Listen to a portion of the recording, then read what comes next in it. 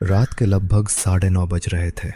गांव के कच्चे रास्ते पर एक पुरानी साइकिल की हल्की हल्की चरमराहट सुनाई दे रही थी।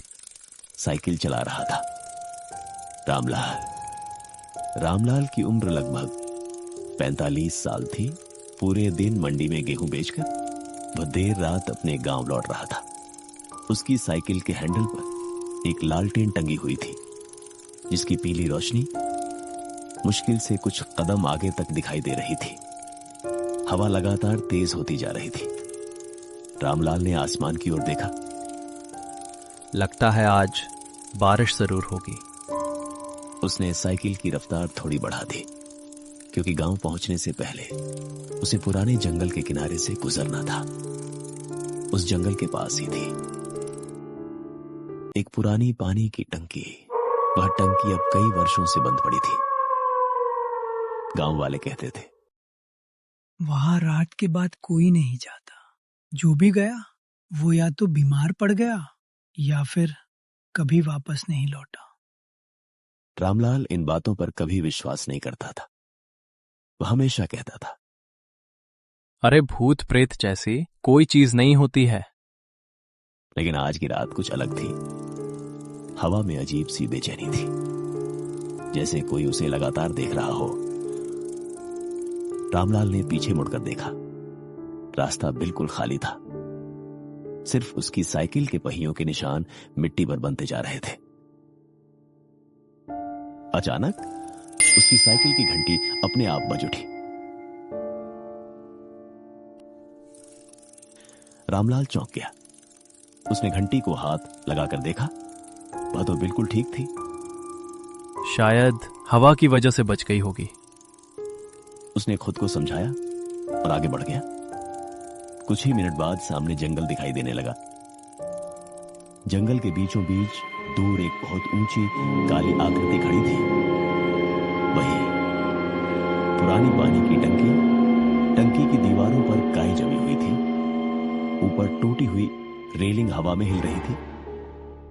रामलाल ने एक पल के लिए उसकी ओर देखा और फिर साइकिल चलाता रहा। तभी उसे लगा जैसे टंकी के ऊपर कोई सफेद कपड़ों में खड़ा है। उसने आंखें मली। दोबारा देखा। वहां कोई नहीं था। शायद थकान की वजह से भ्रम हो रहा है। वह मुस्कुराया, लेकिन अगले ही पल उसे साफ सुनाई दिया, रामलाल। आवाज बहुत धीमी थी, जैसे कोई दूर से उसका नाम पुकार रहा हो। रामलाल ने साइकिल रोक दी। चारों तरफ नजर दौड़ाई।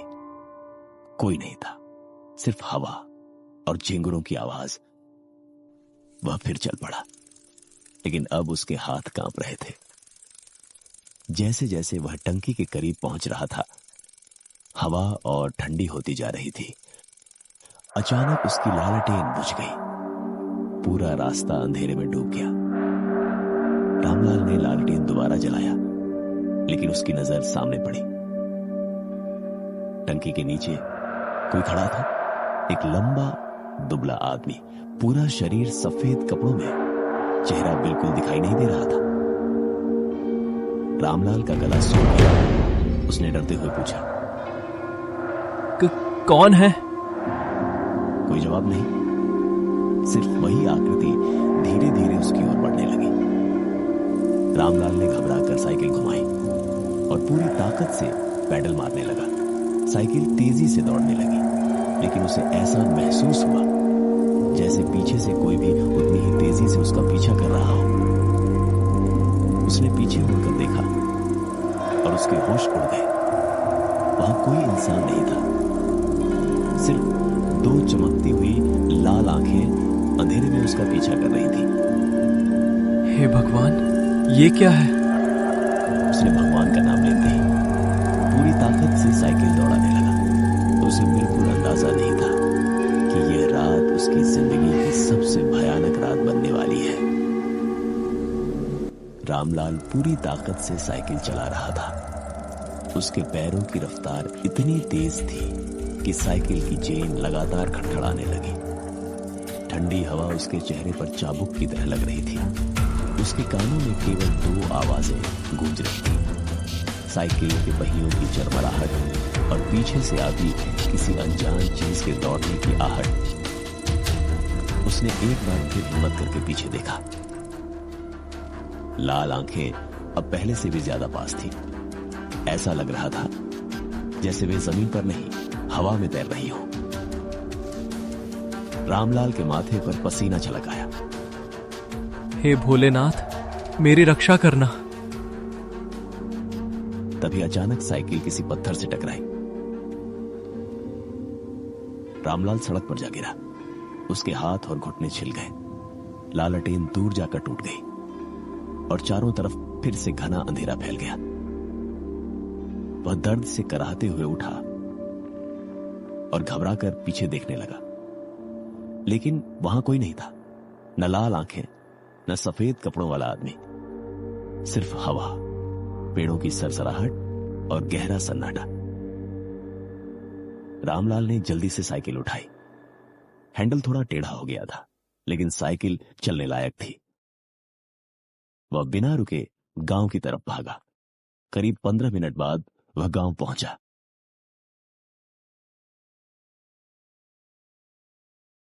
उसके घर के बाहर उसकी पत्नी गीता खड़ी थी। अरे, इतनी देर क्यों हो गई और ये हालत कैसे हो गई? रामलाल कुछ पल तक चुप रहा, फिर बोला, रास्ते में पुरानी पानी की टंकी के पास मैंने कुछ देखा। गीता का चेहरा सफेद पड़ गया। मैंने कितनी बार कहा है, उस रास्ते से रात में मत जाया करो। रामलाल ने पहली बार महसूस किया कि शायद गांव वालों की बातें सिर्फ अफवाह नहीं थी। उस रात उसे बिल्कुल नींद नहीं आई। जैसे ही वह आंखें बंद करता, उसे वही लाल आंखें दिखाई देती। सुबह सूरज निकला तो उसने सोचा कि रात का डर अब खत्म हो जाएगा, लेकिन असली डर तो अभी शुरू हुआ था। सुबह गांव की चौपाल पर लोग इकट्ठा थे। सबके चेहरों पर चिंता साफ दिखाई दे रही थी। रामलाल भी वहां पहुंचा। गांव के बुजुर्ग हरिराम बोले, कल रात फिर एक अजीब घटना हुई है। क्या हुआ बाबा? चरवाहा मोहन सुबह से गायब है। उसकी लाठी जंगल के पास मिली है और उसके पैरों के निशान सीधे पुरानी पानी की टंकी तक जाते हैं। ये सुनते ही रामलाल के शरीर में सिहरन दौड़ गई। उसने तुरंत रात वाली बात सबको बता दी। कुछ लोग हंसने लगे।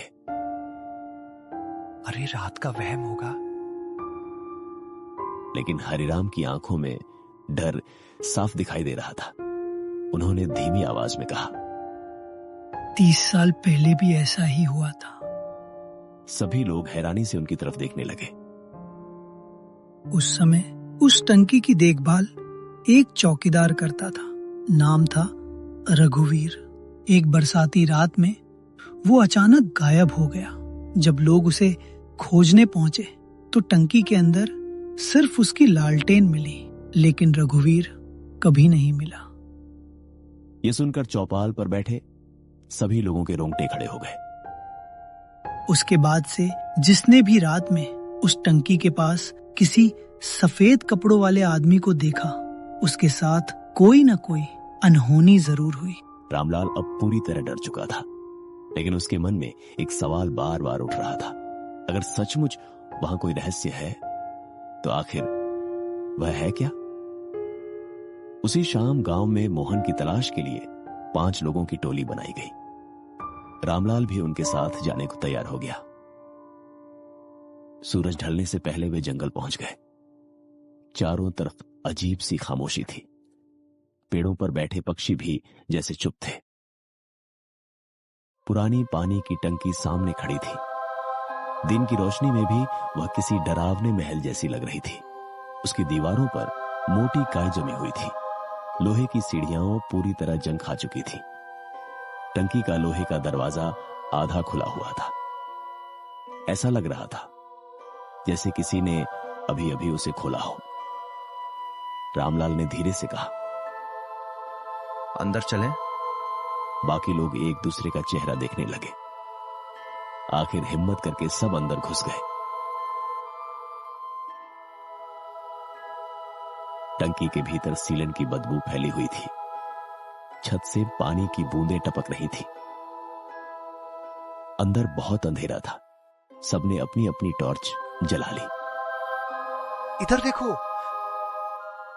जमीन पर ताजे पैरों के निशान बने हुए थे। वे निशान सीधे नीचे जाने वाली एक टूटी सीढ़ी की ओर जा रहे थे। रामलाल हैरान रह गया। उसे तो कभी पता ही नहीं था कि टंकी के नीचे भी कोई रास्ता है। सब धीरे धीरे सीढ़ियां उतरने लगे। जितना नीचे जाते हवा उतनी ही ठंडी होती जाती। दीवारों पर पुराने जमाने की ईंटें लगी थी। कुछ जगहों पर अजीब निशान बने हुए थे, जैसे किसी ने नाखूनों से दीवारें खरोंची हों। तभी एक जोर की आवाज आई। ऊपर का लोहे का दरवाजा अपने आप बंद हो गया। पूरा तहखाना अंधेरे में डूब गया। सभी लोग घबरा गए। दरवाजा खोलो! वे चिल्लाने लगे, लेकिन कोई जवाब नहीं मिला। अचानक अंधेरे में किसी के धीरे धीरे चलने की आवाज सुनाई देने लगी। टॉर्च की रोशनी उस दिशा में घुमाई गई। वहां कोई नहीं था, लेकिन आवाज अब चारों तरफ से आ रही थी, जैसे कोई उन्हें चारों ओर से घेर रहा हो। रामलाल की सांसें तेज हो गईं। तभी एक टॉर्च झिलमिलाई और बंद हो गई। कुछ ही सेकंड में पूरा तहखाना गुप्त अंधेरे में डूब गया। अचानक उसी अंधेरे में 2 लाल आंखें चमकी, फिर 4, फिर 6। ऐसा लग रहा था जैसे अंधेरे में कई जोड़ी आंखें उन्हें घूर रही हों। एक ठंडी भारी आवाज पूरे तहखाने में गूंजी। जो इस टंकी का राज जानने आता है वो कभी वापस नहीं जाता। ये सुनते ही टोली के एक आदमी ने डर के मारे चीख मार दी, और उसी पल किसी ने उसका हाथ पकड़कर अंधेरे में खींच लिया। बचाओ! बचाओ! उसकी चीख पूरे तहखाने में गूंजती रही। फिर अचानक सब कुछ शांत हो गया। रामलाल और बाकी लोग पत्थर की मूर्तियों की तरह वहीं खड़े रह गए। उन्हें समझ ही नहीं आ रहा था कि उनका साथी कहां गायब हो गया। लेकिन असली रहस्य अभी बाकी था, क्योंकि उसी समय टंकी की सबसे अंदर वाली दीवार धीरे धीरे खिसकने लगी, और उसके पीछे एक ऐसा गुप्त कमरा दिखाई दिया जिसे शायद पिछले 50 सालों से किसी इंसान ने नहीं देखा था। ऊपर से आती हवा की आवाज भी अब बंद हो चुकी थी। ऐसा लग रहा था जैसे पूरी दुनिया उस पुराने तहखाने के बाहर कहीं दूर छूट गई हो। रामलाल के साथ केवल 2 आदमी बचे थे, गोपाल और श्याम, उनका चौथा साथी। कुछ ही पल पहले अंधेरे में गायब हो चुका था। उसकी चीख अब भी रामलाल के कानों में गूंज रही थी। हमें यहां से जल्दी निकलना होगा। रामलाल ने सिर हिलाया। तभी उनके सामने दीवार धीरे धीरे खिसककर पूरी तरह खुल गई। उसके पीछे एक लंबा संकरा रास्ता दिखाई दिया। रास्ते के दोनों तरफ पत्थर की दीवारें थीं। दीवारों पर पुराने हाथों के निशान बने थे। कुछ निशान इतने छोटे थे जैसे बच्चों के हाथों, और कुछ इतने बड़े थे कि देखकर ही डर लगे। श्याम ने टॉर्च आगे की। रास्ते के अंत में एक कमरा दिखाई दे रहा था।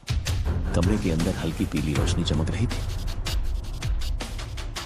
रामलाल हैरान रह गया। यहां बिजली कैसे हो सकती है? तीनों धीरे धीरे उस कमरे की तरफ बढ़ने लगे। जैसे ही वे अंदर पहुंचे, उनके पैरों के नीचे कुछ खड़का। रामलाल ने टॉर्च नीचे की। वहां एक पुरानी लोहे की लालटेन पड़ी थी। लालटेन पर धूल की मोटी परत थी, लेकिन उसकी बाती जल रही थी। रामलाल ने उसे उठाया। उसी समय कमरे के कोने से एक आवाज आई, रामलाल। रामलाल के हाथ से लालटेन लगभग गिर गई। वह आवाज पहचानता था। वही आवाज उसने पिछली रात टंकी के बाहर सुनी थी। कौन है? उसने कांपते हुए पूछा, लेकिन कोई जवाब नहीं आया। फिर दीवार पर लगी एक पुरानी तस्वीर अचानक टॉर्च की रोशनी में दिखाई दी। तस्वीर में एक आदमी खड़ा था, सफेद कपड़े, हाथ में लालटेन और चेहरे पर गंभीर भाव। हरिराम ने जिस चौकीदार का नाम बताया था वह वही आदमी था, रघुवीर। तस्वीर के नीचे धूल में कुछ शब्द लिखे थे, रघुवीर चौकीदार 1978। रामलाल कुछ बोल नहीं पाया। तभी गोपाल ने कमरे की दूसरी ओर देखा। कमरे के कोने में एक पुराना लोहे का संदूक छिपा हुआ था। संदूक पर ताला लगा था, लेकिन ताला जंग से लगभग टूट चुका था। श्याम ने पत्थर से ताले पर वार किया। तीसरी वार में से ताला टूट गया। संदूक खुलते ही कमरे में सड़ी हुई कागजों की गंध फैल गई। अंदर पुराने कागज, एक डायरी और कई काली सफेद तस्वीरें थीं। रामलाल ने डायरी उठाई। पहले पन्ने पर लिखा था, अगर कोई यह डायरी पढ़ रहा है तो समझ लो कि टंकी का राज अब तुम्हारे सामने है। रामलाल ने पढ़ना शुरू किया। डायरी रघुवीर की थी। उसमें लिखा था कि लगभग 50 साल पहले गांव में पानी की बहुत कमी पड़ गई थी। सरकार ने गांव के लिए यह बड़ी पानी की टंकी बनवाई थी, लेकिन टंकी बनने के कुछ महीनों बाद ही रघुवीर को नीचे एक गुप्त सुरंग मिली।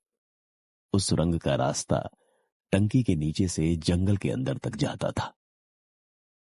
शुरुआत में रघुवीर ने सोचा कि यह पुराना निर्माण होगा, लेकिन एक रात उसने सुरंग में किसी बच्चे के रोने की आवाज सुनी। वह आवाज लगातार आती रही। रघुवीर लालटेन लेकर सुरंग में गया। वहां उसे एक छोटा कमरा मिला। कमरे में पुराने कपड़े, बच्चों के खिलौने और कई तस्वीरें पड़ी थीं, लेकिन वहां कोई बच्चा नहीं था। उस रात के बाद रघुवीर बदल गया। वो अक्सर कहता था, टंकी के नीचे से किसी बच्चे की रोने की आवाज आती है। गांव वालों ने उसकी बात पर ध्यान नहीं दिया। फिर एक एक करके लोग रात में गायब होने लगे। डायरी के आखिरी कुछ पन्नों पर लिखावट बुरी तरह कांपती हुई थी। एक जगह लिखा था, आज मुझे सच पता चल गया है, यहाँ जो दिखाई देता है वो इंसान नहीं है। ये उन लोगों की आवाज में बुलाता है जिन्हें हम जानते हैं। जो इसकी आवाज सुनकर नीचे आता है वो वापस नहीं जाता। रामलाल की उंगलियां कांपने लगी। उसने अगला पन्ना पलटा। आखिरी लाइन थी, अगर मैं गायब हो जाऊं तो टंकी को कभी मत खोलना। नीचे जो है उसे बाहर मत आने देना। डायरी वहीं खत्म हो गई। कमरे में अचानक ठंडी हवा चलने लगी। लालटेन की लौ जोर जोर से कांपने लगी। फिर लालटेन बुझ गई। पूरा कमरा अंधेरे में डूब गया। रामलाल, किसी ने धीरे से पुकारा। रामलाल ने आंखें बंद कर ली। यह आवाज उसकी पत्नी गीता की थी। रामलाल मुझे बचाओ। रामलाल का दिल जोर जोर से धड़कने लगा। मत सुनो, ये तुम्हें बाहर बुला रही है। लेकिन आवाज और तेज हो गई। रामलाल, मैं यहाँ हूँ। अब आवाज बिल्कुल पास से आ रही थी। रामलाल ने टॉर्च जलाई। कमरे के दरवाजे पर एक औरत खड़ी थी। सफेद साड़ी, झुका हुआ सिर, लंबे बाल चेहरे पर पड़े हुए। रामलाल की आंखें फैल गईं। गीता। वह अनजाने में एक कदम आगे बढ़ा। रुक जाओ, आगे मत जाना। औरत ने धीरे धीरे अपना सिर उठाया। उसका चेहरा दिखाई दिया। चेहरा नहीं था, सिर्फ काली गहरी खाली जगह। रामलाल पीछे हट गया। उसी क्षण वह आकृति चीखने लगी। इतनी भयानक चीख कि पूरी टंकी की दीवारें कांप उठी। और फिर कमरे की दीवारों से दर्जनों हाथ बाहर निकलने लगे।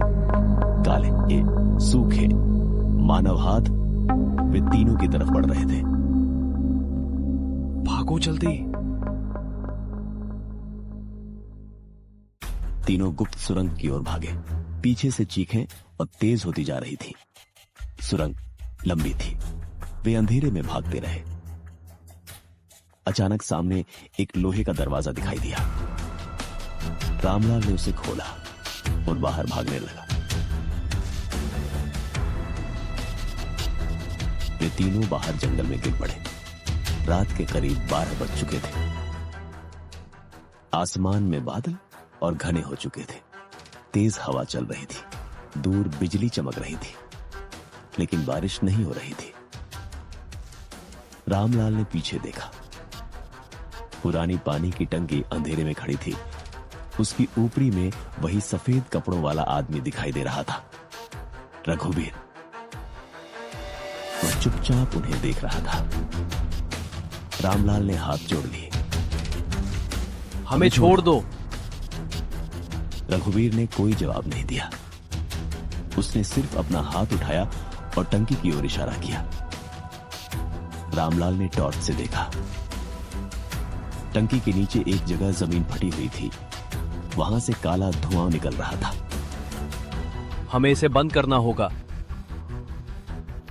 तीनों दौड़कर टंकी के पास पहुंचे। उन्हें डायरी में पड़ी एक बात याद आई। रघुवीर ने लिखा था कि उस सुरंग को बंद करने के लिए टंकी के पुराने मुख्य वाल्व को बंद करना जरूरी है। मुख्य वाल्व टंकी के पीछे था, जंग लगा हुआ। रामलाल ने उसे घुमाने की कोशिश की। वाल्व हिला तक नहीं। गोपाल और श्याम भी मदद करने लगे। तीनों ने पूरी ताकत लगाई। तभी टंकी के अंदर से जोरदार धमाका हुआ। पूरी जमीन कांप गई। वाल्व अचानक घूम गया।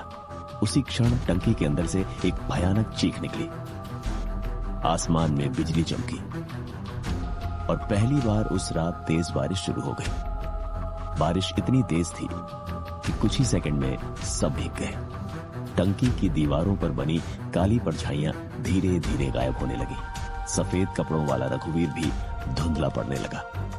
रामलाल ने उसे आखिरी बार देखा। उसके चेहरे पर पहली बार शांति थी। फिर वह बारिश के पर्दे में गायब हो गया। कुछ मिनट तक तीनों वहीं खड़े रहे। कोई कुछ नहीं बोला।